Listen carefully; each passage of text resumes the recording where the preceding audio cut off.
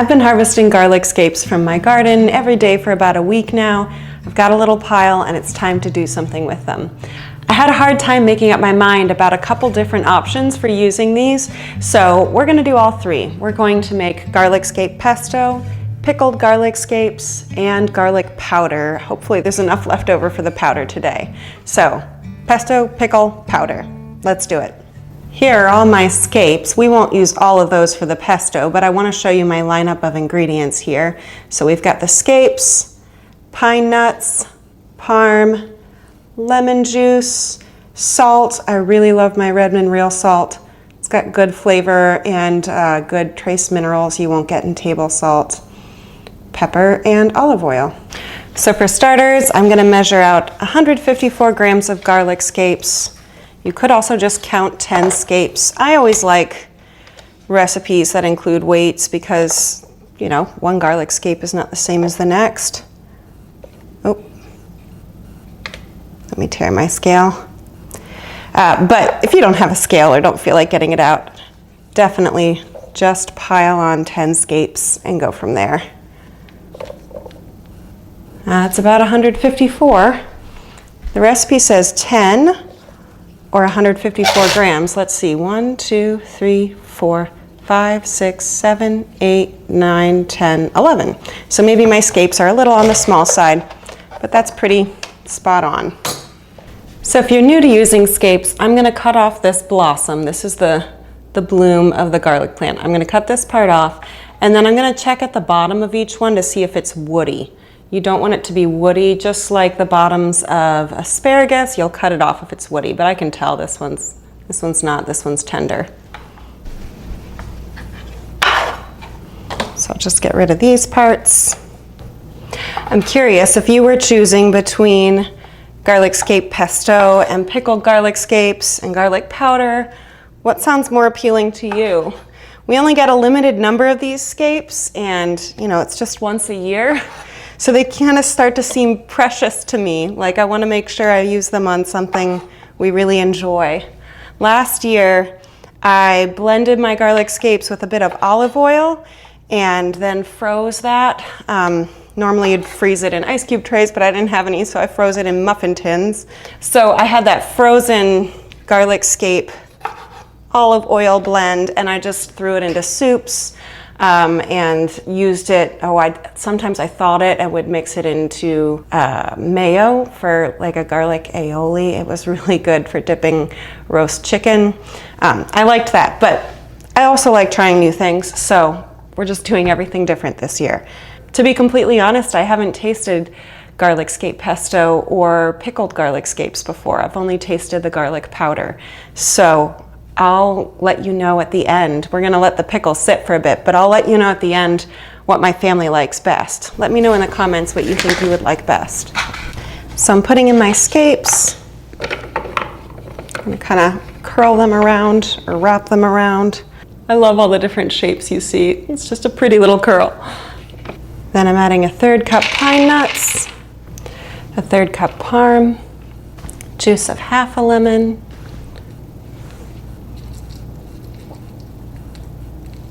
I took a risk juicing it over the food processor, and sure enough, 2 seeds are in there. Let me get those out.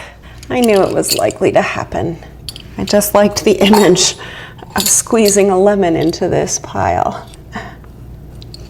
Okay, sea salt. It calls for an 1/8 teaspoon. I don't even have a measure that small. To me, that's a pinch. Few grinds of pepper.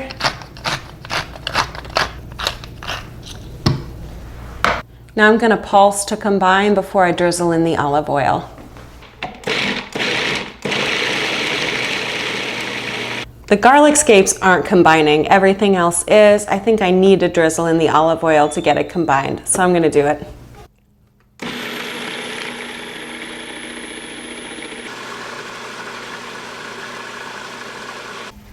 There's one garlic scape that is resisting. So I'm going in here and I'm gonna snip it. I think if it's in smaller pieces, ooh, wow, that smells good. That smells garlicky.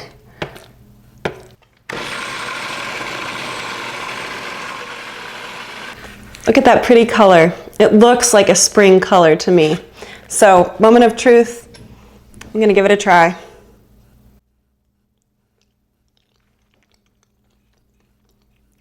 Oh, whoa. That is good. That is powerful. So garlicky. I don't think my kids will enjoy this, but I think John and I will.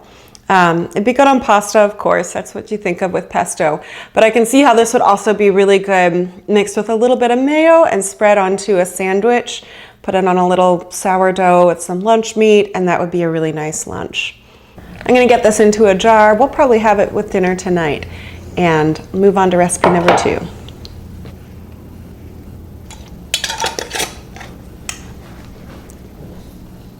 Next recipe is the pickled scapes. You can leave the scapes in their long curls for this and kind of curl them into the jar. But when I picture using these, I picture throwing something on top of a burger or serving it on the side with lunch. I want them in pieces. I don't envision serving up a whole scape. So I'm going to cut these down so that they can stack into my jar. Just cut these into lengths. I don't know, 1.5 inches long. Totally up to you what your length is. Whatever you see is useful when you're eating and cooking. I need 8 ounces for this recipe. Let's see where we're at. And of course, I'm measuring just because you really don't have to. Nothing with a pickle is precise. It just helps you to approximately get the right amount of brine to solids. This is clearly not working. I'm going to upgrade to a quart jar. It's okay if the jar isn't full. The recipe calls for 8 ounces. This is 6 ounces, but I want to have enough scapes left for my garlic powder, so I'm going to stop here. That's fine. I'm going to mix up my pickling brine on the stove. So I'm adding a cup of water, and then I need 1 1/4 cups apple cider vinegar. And I'm following the recipe on this one, but anytime you want to make a quick pickle, you can do 1 part vinegar to 1 part water, and then just adjust salt and if you want sugar to taste, and it'll work. Like I said, pickling is not an exact science. That's a tablespoon of salt, and then I'm going to add in 2 teaspoons of sugar. I generally try to avoid sugar, but with so much vinegar in a recipe, it does help to tame the tanginess. And while that's warming up, let me mix up the spices.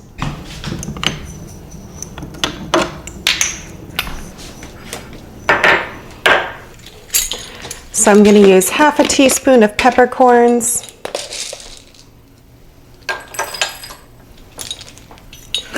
1/4 teaspoon mustard seed, and 1/4 teaspoon crushed red pepper. This is going to go into my jar.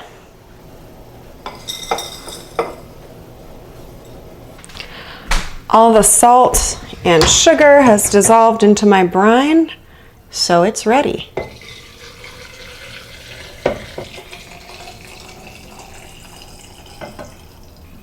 I rearranged some of these so that they'd all be submerged under the brine. So these are going into the fridge and they'll be ready to try in about a week.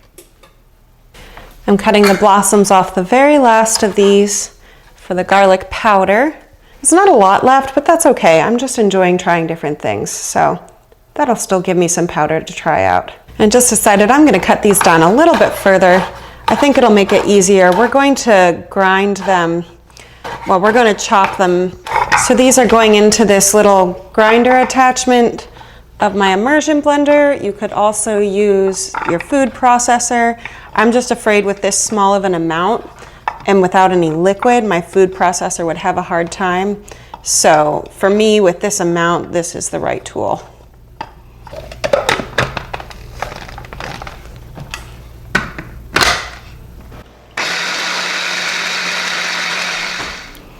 Ideally, this would go into a dehydrator at this point. I don't have a dehydrator, and that's fine, so I'm going to use my oven instead. When you're dehydrating in the oven, you just want to use your oven's lowest temp. For my oven, that's 170, so the lower and slower, the better when it comes to dehydrating something.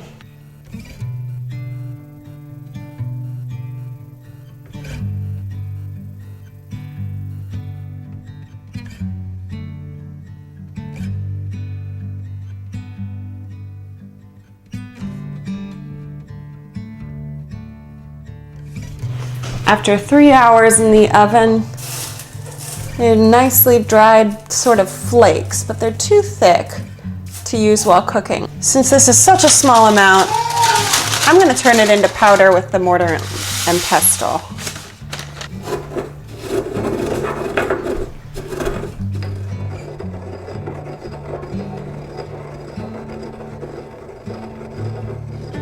This powder is so pretty. I definitely enjoyed this process more than I realized I would. I think I'll do this again.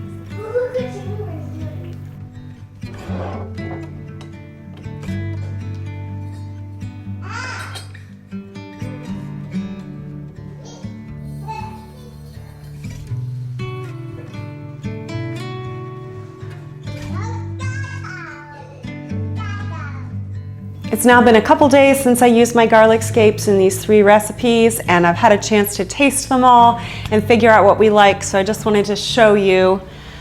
The garlic scape pesto is tasty but potent. I would make this again, but I think if I made it again, I might add some spinach, swap out a little bit of spinach for some of the garlic scapes to calm it down a little bit. I liked this best on a sandwich. I had it on a really good sourdough and turkey sandwich, but it's the kind of potent where I will taste it in my mouth when I wake up the next morning. So that's how I feel about this one. I will probably end up making it again though. The pickled garlic scapes haven't had their full week yet, but I wanted to share with you what we think so far. So it's been a couple days, and just to give you a sense of how they change over time, here's one that wasn't fully submerged, so you can see the bright side is the side that didn't get pickled. Here's the part absorbing the brine. So as it absorbs that brine, it gets to a darker color and it gets a little bit softer and it gets a really interesting flavor.